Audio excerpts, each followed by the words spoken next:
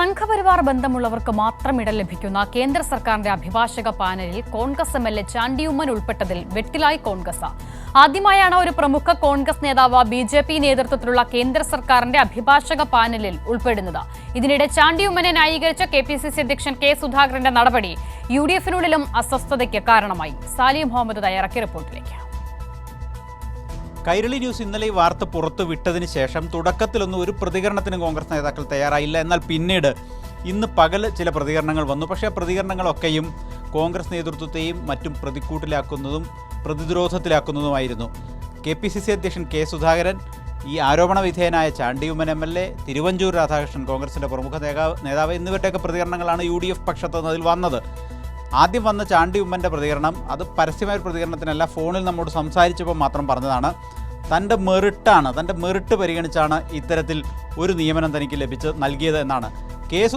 KPCC അധ്യക്ഷൻ K സുധാകരനോട് ചോദിച്ചപ്പോൾ അത് ചാണ്ടി ഉമ്മന് നൽകിയ ഒരു അംഗീകാരമല്ലേ, മെറിറ്റല്ലേ എന്ന തരത്തിൽ ചാണ്ടി ഉമ്മനെ ന്യായീകരിക്കുന്ന നിലപാടാണ് സ്വീകരിച്ചത്. പക്ഷേ തിരുവഞ്ചൂർ രാധാകൃഷ്ണൻ അക്കാര്യത്തിൽ അവിടെ ഇവിടെയും തൊടാതെ ഒരു സമീപനം സ്വീകരിച്ചു.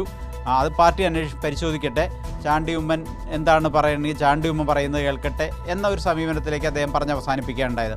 പക്ഷേ ഈ ചാണ്ടി ഉമ്മൻ്റെയും കെ സുധാകരൻ്റെയും പരാമർശങ്ങൾ, പ്രതികരണങ്ങൾ പുറത്തു വരുമ്പോൾ ഉണ്ടാകുന്ന ഏറ്റവും വലിയ പ്രതിസന്ധി അതെങ്ങനെ മെറിട്ടാകും എന്നുള്ളതാണ്.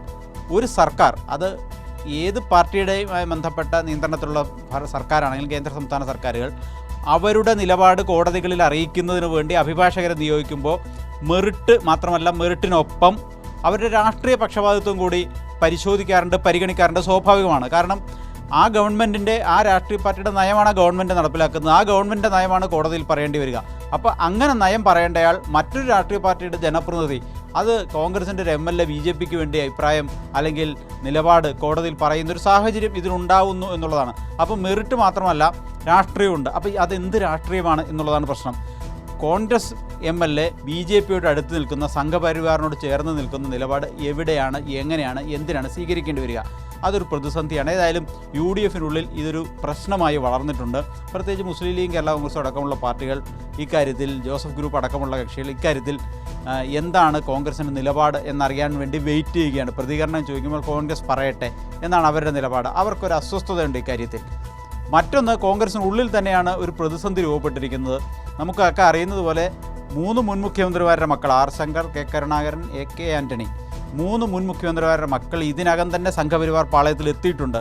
അവർ പരസ്യമായി അവർക്ക് വേണ്ടി പ്രചരണ വേദികളിലും ലീഡർഷിപ്പിലേക്കും വന്നു കഴിഞ്ഞു.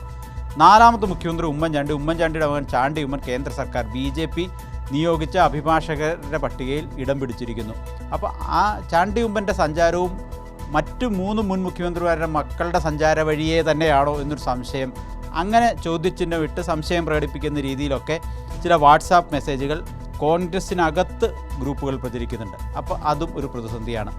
ഏതായാലും ഇത് മെറിറ്റ് മാത്രമല്ല എന്നുള്ളതിന് നമുക്കും ചില വിവരങ്ങൾ കിട്ടിയിട്ടുണ്ട്. ഒന്ന്, 2 വർഷം മുമ്പ് ചാണ്ടി ഉമ്മൻ അങ്ങോട്ട് കേന്ദ്ര സർക്കാരിന് കൊടുത്തൊരു അപേക്ഷയുടെ അടിസ്ഥാനത്തിലാണ് ഇതിങ്ങനെ നിയമനം വരുന്നത്.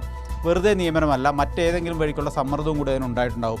അതാരാണ് കേന്ദ്ര സർക്കാരിൽ ചാണ്ടി ഉമ്മന് വേണ്ടി സമ്മർദ്ദം ചെലുത്തിയത് അല്ലെങ്കിൽ ശുപാർശ ചെയ്ത്, ഇതടക്കം ഒട്ടേറെ കാര്യങ്ങൾ ഇനി പുറത്തു വരേണ്ടതുണ്ട്. ഏതായാലും നിശബ്ദത കോൺഗ്രസ് നേതാക്കൾ ഇക്കാര്യത്തിൽ ദീർഘദിവസത്തേക്ക് പുലർത്താൻ കഴിയില്ല. വിശദീകരണം ചാണ്ടി ഉമ്മനോട് ചോദിക്കേണ്ടി വരും. ചാണ്ടി ഉമ്മൻ മറുപടി പറയേണ്ടി വരും. പൊതുസമൂഹത്തോട് കോൺഗ്രസ് ലീഡർഷിപ്പ് ഇക്കാര്യത്തിൽ വിശദീകരിക്കേണ്ടതായും വരും.